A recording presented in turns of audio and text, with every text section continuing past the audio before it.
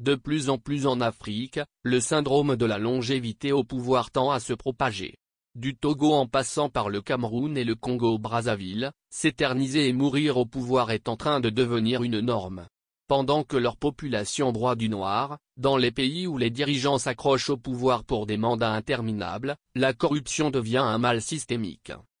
Au lieu d'œuvrer pour le développement et le bien-être des citoyens, ces régimes se transforment en machines de survie, où chaque jour passé au pouvoir est une tentative désespérée de protéger le leader et son clan contre les nombreuses inimitiés qu'ils se sont créées. Lorsque les chefs d'État prolongent leur règne au-delà de l'alternance démocratique, comme on l'observe dans plusieurs pays africains, un cycle vicieux s'installe.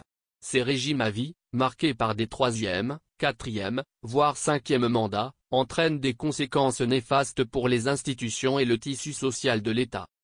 L'une des conséquences les plus visibles de ces longues dictatures est l'impossible lutte contre la corruption, qui devient un cancer rongeant toutes les couches de la société. En réalité, lorsqu'un président reste au pouvoir pendant des décennies, son régime finit par s'entourer de personnes dont l'allégeance ne repose plus sur des principes de bonne gouvernance, mais sur la nécessité de protéger leur propre pouvoir et celui du dirigeant.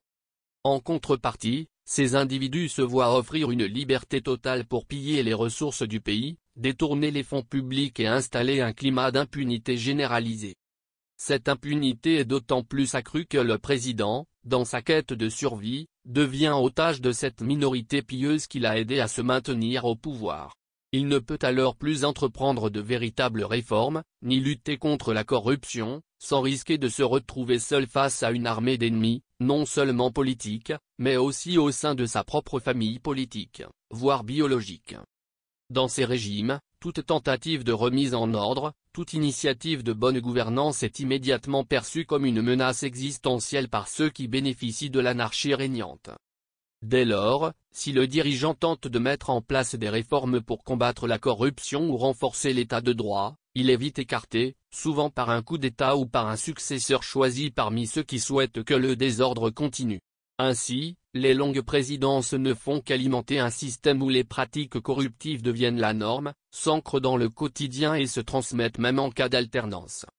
Au fil du temps, l'absence de changement à la tête de l'État ancre la corruption dans toutes les sphères, les institutions économiques, judiciaires, militaires, et sociales sont minées par une quête de survie au lieu de se concentrer sur leur mission de service public. L'État lui-même devient un outil au service de ceux qui sont au pouvoir pour se protéger contre les ennemis qu'ils se sont créés tout au long de leur règne.